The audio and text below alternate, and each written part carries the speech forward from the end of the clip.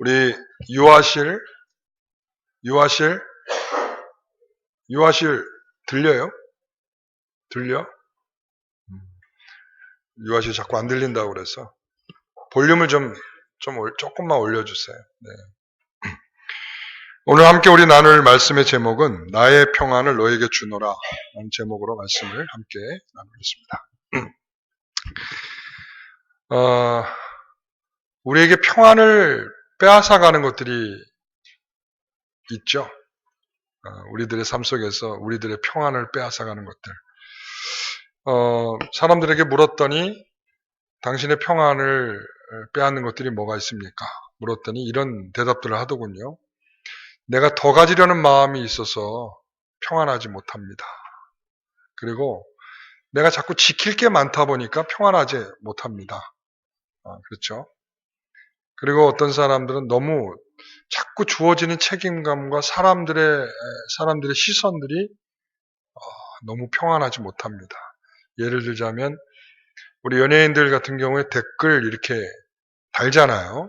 그럼 댓글 달면 그거 안 보면 되는데 그 사람의 심리가 안 보지는 또 못하는 것 같아요. 그러다 보니까 그거 보면 좋은 얘기만 있는 게 아니라 뭐 별별 욕도 들어있고 별별 뭐 근거 없는 이야기들이 다 들어있잖아요. 그러다 보니까 그것을 읽고 나면 마음이 좋을 리가 없죠. 그러니까 그 댓글에 시달리다가 결국 자살하는 우리 연예인들도 있지 않았습니까? 그러니까 이렇게 다른 사람의 시선이 우리들의 평안을 깨는 경우들도 많이 있습니다. 우리 성도님들은 어떻습니까? 무엇 때문에 평안이 없습니까? 무엇 때문에 여러분들의 마음속에 불편함이 있습니까? 조용히 한번 생각해 보세요. 여러분들의 마음속으로. 난 이것 때문에 평안하지 못해.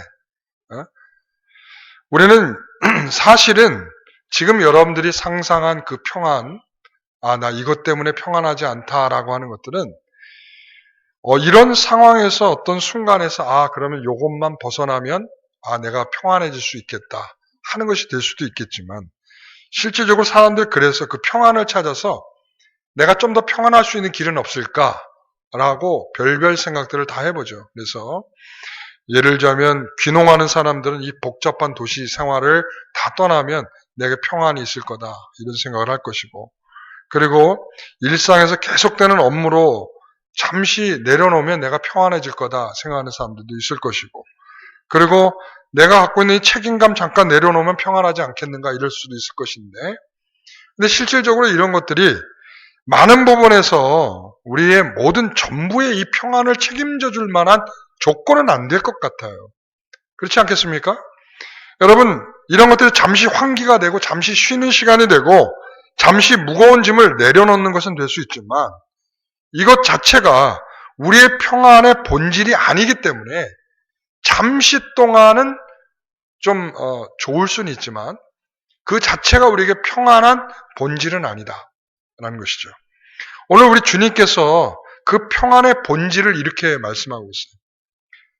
나는 너에게 평안을 주겠다. 다시 말하면 평안을 가지고 계신 주님만이 평안을 줄 수 있다. 그러니까 평안의 주인은 우리 주님 외에는 없다. 이런 말. 평안의 본질은 우리 주님이시다. 오늘 그것을 우리가 기억하시기를 원합니다. 다시 한번 내가 여러분들에게 축복하기를 원합니다. 주님의 평안이 여러분의 것이 되시기를 소원합니다. 다시 한번 제가 여러분에게 선포합니다. 평안할지어다. 여러분 주님의 평안이 여러분의 것이 되셔야 합니다. 오늘 우리는 지난번 성탄절 예배 때 제가 여러분에게 말씀드렸죠. 우리 평화의 왕으로 오신 예수 그리스도. 이 땅에 평화의 왕으로 오셨어요. 그래서 성경은 예수님을 가리켜서 이렇게 말하죠. 이사야서 52장 7절에 보면 좋은 소식을 전하며 평화를 공포하며 복된 좋은 소식을 가져오며 구원을 공포하며 누구에 대한 이야기일까요? 예수 그리스도시죠. 그리고 57편 19절에 보면 같이 한번 읽어봅니다. 앞부분만. 입술의 열매를 창조하는 자 여호와가 말하노라. 먼 데 있는 자에게든지 가까운 데 있는 자에게든지 평강이 있을지어다. 평강이 있을지어다. 여러분, 먼 데 있는 자든 가까운 데 있는 자든 모든 평강이 있을지어다. 20절에 보면 악인은 평온함을 얻지 못하고, 21절 내 하나님의 말씀에 악인에게는 평강이 없다. 그러니까 악인에게는 평강이 없다. 여러분, 악인에게는 평강이 없다. 여러분, 이 말을 기억하셔야 돼요. 여러분, 하나님께서는 악인에게는 평강이 없다. 이 말은, 여러분, 악인은 하나님이 없는 자입니다. 우리 시편 1편에 그렇죠? 복 있는 사람은 악인의 꾀를 따르지만 악인은 어떻게 돼요? 죄의 길에 서고, 그리고 오만한 자리에 앉고. 그러니까 이 악인들은 하나님 없이 살아가는 사람들이에요. 시편에서는 이 1편이 굉장히 중요한데, 의인은 하나님의 말씀으로 살고 하나님께서 심겨진 자로 하나님께서 열매를 맺게 하실 자이지만, 악인은 하나님이 없는 자들의 대표예요.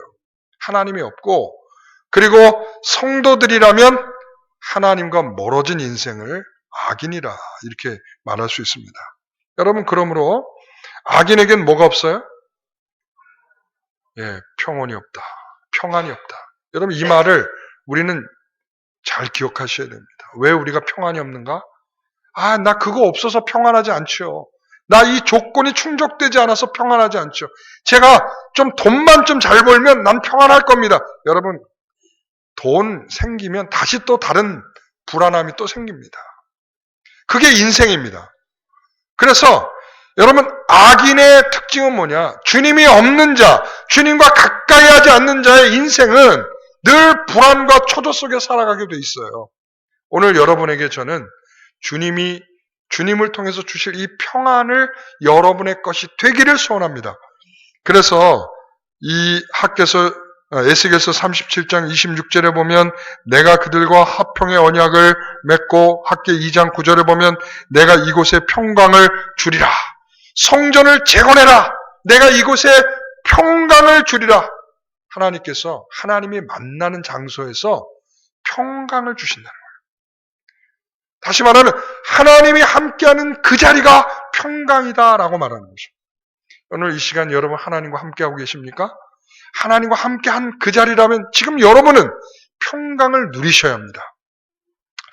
그런데 여러분, 우리가 말씀에서 보는 것처럼 사도들도 말이죠. 사도행전 10장 36절에 보면 만유의 주 되신 예수 그리스도로 말미암아 화평의 복음을 전하사 이렇게 말해요. 예수 그리스도로 말미암아 화평의 복음을 전한다. 예수 그리스도로 말미암아. 저는 오늘 여러분에게 선포하는 것입니다. 예수 그리스도로 말미암아 여러분에게 화평이 있기를 소원합니다. 여러분에게 복음은 화평이 깨진 자들에게 화평이 이루어지는 것입니다. 이 화평은 그리스도와 함께하는 은혜인 것입니다. 그리스도와 함께 여러분에게 빼앗겼던 이 화평이 다시 한번 생겨질 수 있기를 소원합니다. 그래서 우리는 그렇다면 이 평안이라고 하는 것이 무엇일까? 제가 다시 한번 말씀드립니다. 성경적인 정의를 내린다면 하나님과 함께하는 것. 자, 평안이 뭐라고요? 하나님과 함께하는 것. 하나님과 함께하는 것이 평안입니다. 여러분, 14장 2절, 요한복음 14장 2절에 보면 내 아버지 집에 거할 집이 많도다. 내가 너희를 위하여 거처를 예비하러 간다.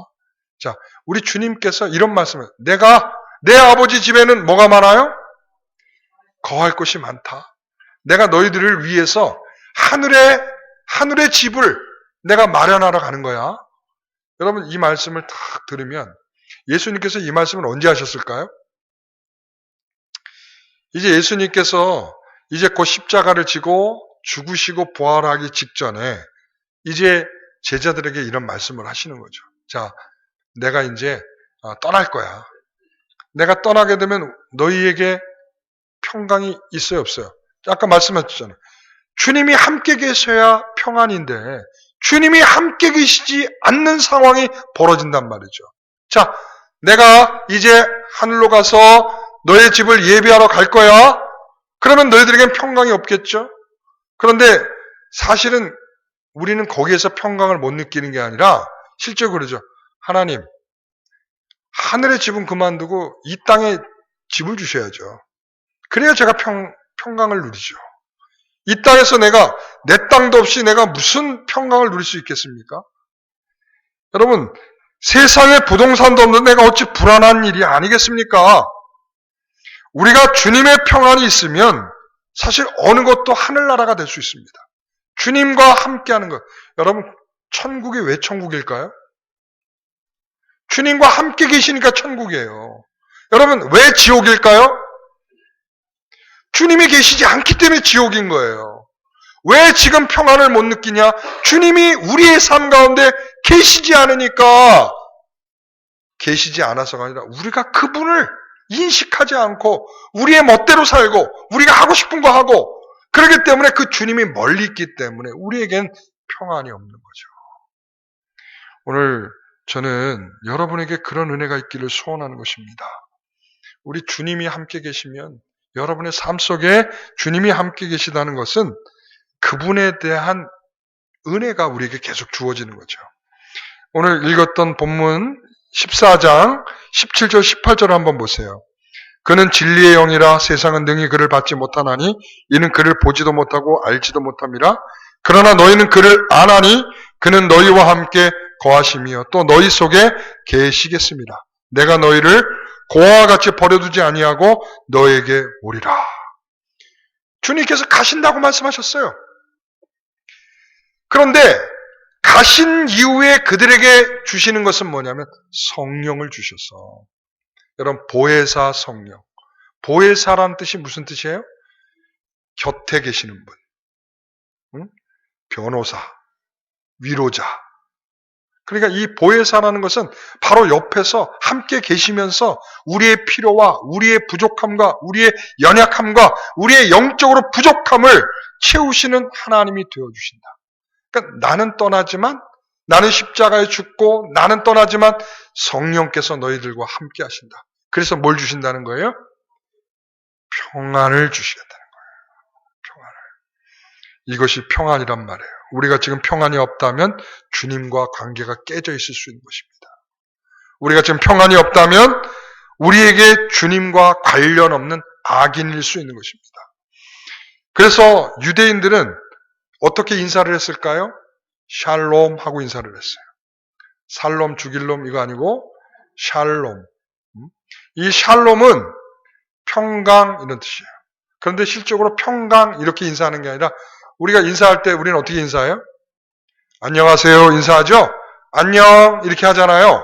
그런다고 이 사람들도 샬롬 샬롬 한다고 샬롬 평강 이런 뜻이 아니라 하나님의 평강이 너희 가운데 있기를 이런 뜻이에요. 그러니까 그들은 인사를 하면서 샬롬 한단 말이죠. 그 샬롬은 하나님의 평강이 너희 가운데 있기를.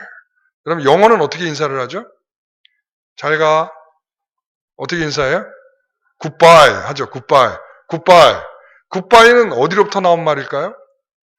굿바이는 God be with you예요. 하나님이 너희 가운데에 계시기를 이런 뜻이에요.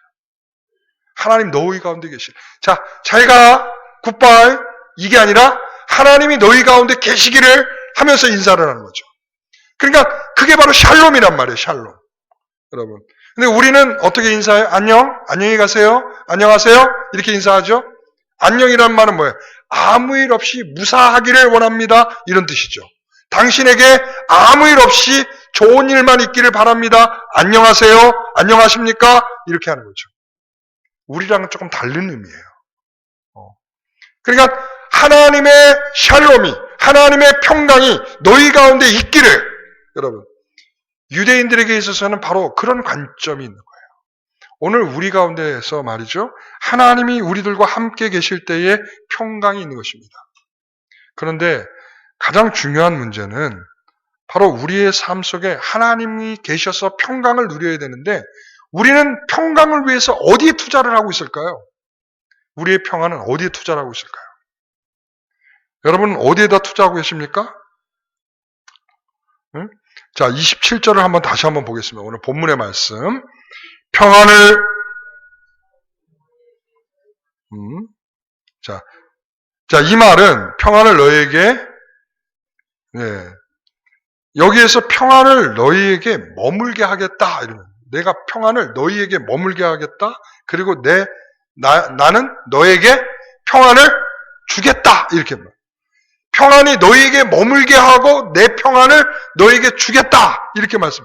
그런데 그 다음에 뭐라고 그랬어요? 내가 너에게 주는 것은 세상이 주는 것과 같지 않다. 이렇게 말하고 있어요.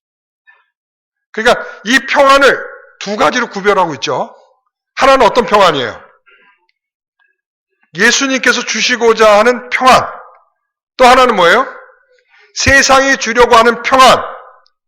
그러니까 우리는 과연 주님이 주시려고 하는 이 평안에 우리가 투자를 하고 있는지, 아니면 세상이 우리에게 주겠다라고 하는 그 평안에 우리의 것을 투자하고 있는지, 여러분 이것은 굉장히 중요한 일이에요. 그러니까 왜 우리가 평안하지 못합니까? 주님이 주시는 그 평안보다 세상이 주는 평안에 우리는 더 예민해요. 우린 그걸 더 좋아해요. 많은 사람들이 그렇게 말하죠. 여러분 그 김영곤 씨 알죠? 개그맨. 지금은 이 땅에 안 계시는 그분. 그분이 옛날에 보면 이렇게 이야기를 했어요. 10시 이후에는 정치인들이 TV에 나오지 않게 해야 합니다. 기분 나쁘다 이거죠. 그리고 10시부터는 코미디 프로그램들을 많이 방영을 해서 사람들에게 평안하게 잠을 잘 수 있도록 해줘야 됩니다. 이렇게 얘기를 했어요. 그럴싸하죠. 그러니까 정치인들이 TV에 안 나오면 시끄러운 얘기들이 없으니까 나는 평안한 잠을 잘 거다. 여러분 세상은 정치인들만 있는 게 아니에요. 여러분들에게 문제가 이래서 몸이 아픈 것만 평안하지 못한 일입니까? 예? 여러분 하나 문제가 해결되면 또 문제가 또 생길 거요. 우리는 평생을 어떤 조건으로도 만족할 수 없는, 평안할 수 없는 삶을 살 수밖에 없습니다. 어떤 걱정이 그쳐도 우리에게는 또 다른 걱정이 온다는 거예요. 자, 다시 말하겠습니다. 세상의 평안은 우리에게 계속적으로 평안할 수 없도록 할 수 있습니다. 그러나 성경은 우리에게 말하기를 주님이 주시는 평안이 이 세상이 줄 수 없는 이 평안을 좀 더 대체할 수 있고 더 평안하게 살아갈 수 있는 길이 있다라는 것을 말씀하고 있는 것입니다. 여러분 신자들은 불안정한 세상에서 평안을 누릴 수 있다는 것이죠. 자, 예를 들겠습니다. 여러분 바울과 실라 알고 있죠? 이 바울과 실라가 옥에 갇혔을 때 뭘 했죠? 네? 찬송하고 기도했습니다. 그래서 아마 주변에 있는 사람들이 도대체 저 사람은 뭘까? 우리가 옥에 갇혔다는 것을 굉장히 쉬운 이해로 생각한다면 안 됩니다. 여기서 옥에 갇혔다는 것은 죽을 수도 있다는 말입니다. 이 옥에 갇혔다는 것은 반역이요. 그리고 또 왜냐하면 사회를 선동하고 사회에 악한 씨를 뿌린다라고 생각했기 때문에 이 예수 전파자들을 가만두지 않았어요. 그렇기 때문에 이 옥에 갇혀 있다는 것은 내가 죽을 수도 있다라고 하는 위험에 처해져 있는 것입니다. 그런데 이런 위험 속에 다시 말하면 세상에 줄 수 없는 평안의 상태에 놓이게 된 거죠. 그런데 불구하고 이는 주님이 주시는 평안을 누리고 있더라는 것이죠. 찬송을 하고 기도를 하면서 말이죠. 자, 그때에 뭐가 일어났죠? 지진이 일어났어요. 지진이 일어나고 옥문이 쫙 열렸어요. 그랬더니 아마 간수가 졸고 있었던 것 같아. 간수장이 졸고 있다가 깜짝 놀라가지고 문이 열리는 소리를 듣고 일어났는데 보니까 죄수가 없는 것처럼 보였어요. 어떻게 했을까요? 그래가지고는 지금 이 사람에게는 이 옥문이 열려지고 죄수가 없는 상황은 어떤 상황이에요? 샬롬이 깨진 거예요. 세상에 주는 샬롬이 깨졌어. 왜? 나는 이제 죽었다. 그러니까 이 사람이 할 수 있는 결정은 뭐밖에 없어요? 칼을 들고 자살을 하는 것밖에는 이 사람에게는 방법이 없는 거예요. 이게 세상의 샬롬을 추구하는 사람들의 결론이에요. 세상의 샬롬은 추구해봤자 죽음밖에 없는 거예요. 그런데 여기에서 대조를 이루는 거죠. 세상의 샬롬이 깨졌는데 거기에서 주님이 주시는 샬롬으로 여기서 찬양과 기도를 하고 있는 바울과 실라. 여러분, 베드로도 그렇지 않았어요. 베드로도 옥에 갇혀 있는데 뭐 하고 있었어요? 이 사람은 또 얼마나 평안하셨는지 하나님께 기도도 하지도 않아. 그리고 뭐 했을까요? 깊은 잠에 드셨어. 원래 좀 베드로가 잠이 많은 사람인가 봐요. 그 예수님이 겟세마네 동산에서 기도를 그렇게 하실 때도 베드로 뭐 하고 있었어요? 잤어요. 그러니까 베드로는 굉장히 잠이 많은 사람인 것 같아요. 그러니까 여기서도 천하태평하면서 옥에 갇혀서 그런 상황에 있는데도 불구하고 깊은 잠에 취해가지고 자고 있었어요. 누가 깨울 때까지. 천사가 와서 흔들어 깨울 때까지 잠을 자고 있었어요. 이 평안을 어디서 준단 말이죠. 여러분, 제가 서대문 형무소 가보니까 그 서대문 형무소에서 이렇게 거기에 보면은 그 사형 집행하는 장소가 있잖아요. 지금은 이제 사형 집행을 안 하지만 옛날에는 그 사형 집행 때문에 그 사형수들이 어느 순간에 보면 탁 감이 온대요. 아, 오늘 나는 죽으러 가는구나. 근데 어디서 확실하게 이제 알게 되냐면, 자, 몇 번 면회, 그러면 이렇게 나온답니다. 그러다가 이 면회 가는 쪽하고 그 사형 집행하는 쪽하고 방향이 같대요. 근데 어느 시점에 딱 오면 옆에서 같이 가던 사람들이 탁 잡는데, 그러면은 그 상황에서 이제 사형 집행하러 끌고 들어가는 거죠. 그래서 그런가? 거기에 가보니까는 사형 집행장 안에 나무가 안과 밖에 이렇게 있잖아요. 근데 안에 있는 나무는 이렇게 얇은데 밖에 있는 나무는 이렇게 우람하더라고요. 그래서 나는 따로따로 심은 건 줄 알았더니 같은 때에 심은 거래요. 그래서 그 사람 말에 의하면 이 안에서 한들이 맺혀갖고 그 사형 집행 당하는 사람들이 한이 맺혀가지고 나무가 자라지 못했다. 이렇게 얘기를 하더라고요. 근데 여러분, 이렇게 내가 사형수로 있는 사람들이 자기의 사형이 집행되는 순간 얼마나 두렵겠습니까? 우리 모래시계에서도 봤잖아요. 최민수가 뭐라고 그랬죠? 그 대유명한 대사가 있잖아요. 뭐라고 그랬어요? 나 떨고 있니? 너무 그 실감나는 이야기 같아요. 조폭, 두목이었어도 그 죽음 앞에 불안한 심정. 그러니까 이 불안함 속에 살아가는 우리의 이 세상의 불안함, 다시 말하면 이 세상에 샬롬이 깨져 있는 모든 순간은 우리에게는 다 주어져 있는 인생들이에요. 그러나 그 불안한 인생에게 오늘 하나님께서 주님이 주시는 평안을 주시겠다라고 말씀하고 있습니다. 그 평안이 저와 여러분의 것이 되시기를 소원합니다. 여러분, 평안을 누리지 못하는 것은 중요한 이유가 있어요. 평안을 주시겠다는 주님에게 가지 못하는 것입니다. 여러분, 탕자 있잖아요. 누가복음 15장에 나오는 탕자. 아버지가 있어요, 없어요? 아버지 있잖아요, 그죠? 아버지도 있고, 아버지는 잘 살아요, 못 살아요? 잘 살아요. 근데 자기는 거지꼴이 됐어요. 응? 그렇다면 그 거지꼴이 됐으면 이제 아버지께로 돌아와야 회복이 되는 거죠. 그렇죠?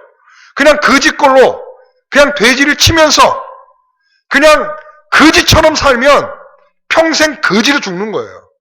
그런데 마음을 돌이켜서 아버지께로 돌아왔잖아요. 멀어져 있던 아버지와 아들의 관계가 다시 찾아옴으로 인해서 어떤 일이 벌어졌어요? 반지도 껴주고 옷도 입혀주고. 이 말은 뭐예요? 그에게 신분을 원래대로 회복시켜 주었다는 거예요. 회복시켜 줬다는 거. 그러니까 멀리 떨어졌던 그 관계가 주께로 돌아오면 다시 평안을 찾을 수 있다는 거예요. 여러분, 평안 없으시다면 주님과 멀어져 있는 거예요. 평안이 없으시다면 주님과 가까이 해야 할 그런 시간이라는 것을 기억하시기 바랍니다. 오늘 본문에서는 이렇게 말하고 있어요. 두 가지가 문제다라고 말하고 있어요. 자, 27절 다시 한번 보면, 자, 이렇게 내가 너희에게 주는 것은 세상이 주는 것과 같지 아니하니라. 너희는 같이요. 너희는 마음에 근심하지도 말고 두려워하지도 말라. 그럼 평안하지 못하는 이유는 근심과 두려움 때문입니다. 여러분, 근심이라는 게 무슨 뜻이에요? 근심이라고 하는 것은 영어로 표현한다면 이렇게 표현하대요. 속을 태우는 것이다. 속을 태우는 거. 그러니까 속을 태워서 어떤 것도 결정할 수 없는 상태, 근심. 그래서 이 야고보는 1장 6절에 이렇게 표현해요. 믿음으로 구하지 않고 바람에 밀려 요동하는 것처럼 뒤흔들리고, 그리고 두 마음을 품어서 모든 일에 결정할 수 없는 자. 그래서 자, 야고보서 1장 6절 이렇게 말합니다. 같이 합니다. 오직 믿음으로 구하고 뭐 하지 말라? 의심하지 말라. 믿음으로 구하고 의심하지 말라. 오늘 14장 1절을 보세요. 너희는 마음에 근심하지 말라. 하나님을 믿으니 또 나를 믿으라. 근심하는 이유 중에 대표적인 이유는 뭐냐면 하나님에 대한 믿음이 없기 때문이에요. 하나님에 대한 믿음이 없고 하나님께 나오지 아니하고 그 근심을 하나님 앞에 내놓지 않기 때문에 생기는 일이 바로 근심인 것입니다. 여러분, 하나님에 대한 믿음이 여러분 가운데 있다면 그 근심을 하나님께 내려놓으세요.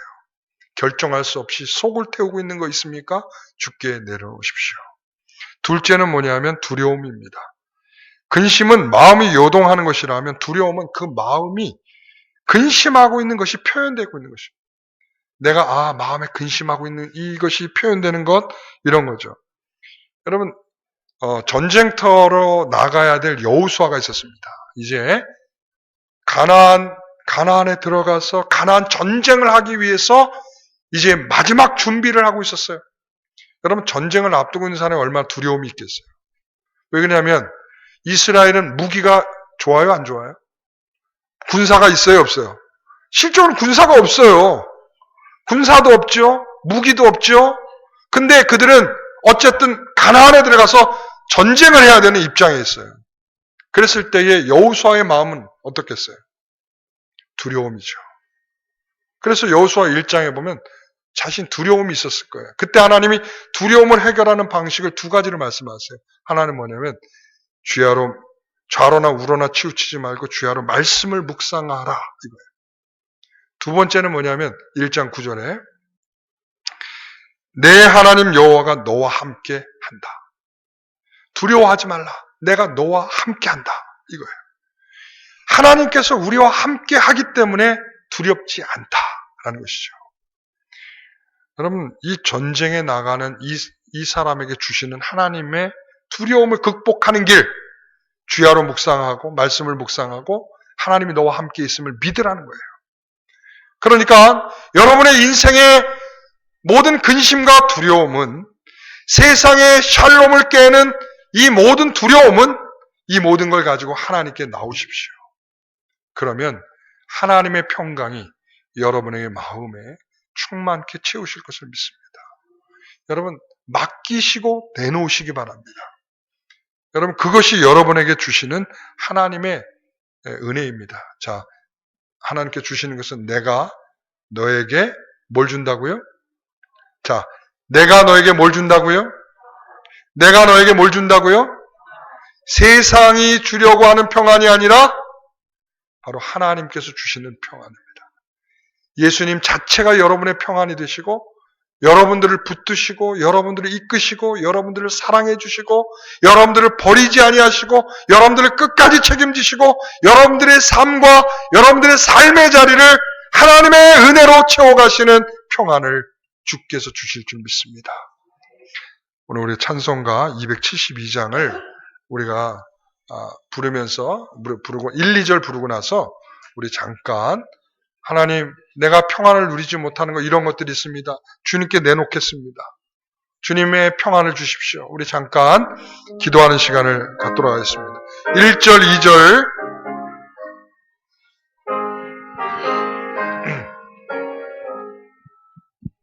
고통의 멍에 벗으려고 예수께로 나갑니다. 자유와 기쁨 베푸시는 주께로 갑니다. 병든 내 몸이 튼튼하고 빈궁한 삶이 부해지며 죄악을 벗어버리려고 주께로 갑니다. 낭패와 실망 당한 뒤에 낭패와 실망 당한 뒤에 예수께로 나갑니다. 십자가 은혜 받으려고 주께로 갑니다. 슬프던 마음 위로받고 일생의 풍파 잔잔하며 영광과 찬송 부르려고 주께로 갑니다. 잠시 우리 기도하도록 하겠습니다. 하나님 아버지 감사합니다. 하나님, 우리가 세상을 살 때에 평안을 누릴 수 없는 많은 일들이 있습니다. 우리를 지치게 하고요. 또 사람과 사람의 관계가 너무 어렵고 힘들게 하고, 또 우리가 정말 물질의 문제 때문에 너무 힘들어하고요. 또 우리에게 병으로 인하여 너무 지치고 힘든 삶을 살고 있습니다. 평안할 수 없습니다. 지쳐 있습니다. 근심과 걱정과 두려움이 우리를 늘 사로잡게 만들고 있습니다. 주님, 그 모든 것이 우리에게 해결된다 할지라도 주님이 우리에게 계셔야 평안일 줄 믿습니다. 주님, 이 시간에 평안을 구하는 자에게 주께서 함께하여 주시옵소서.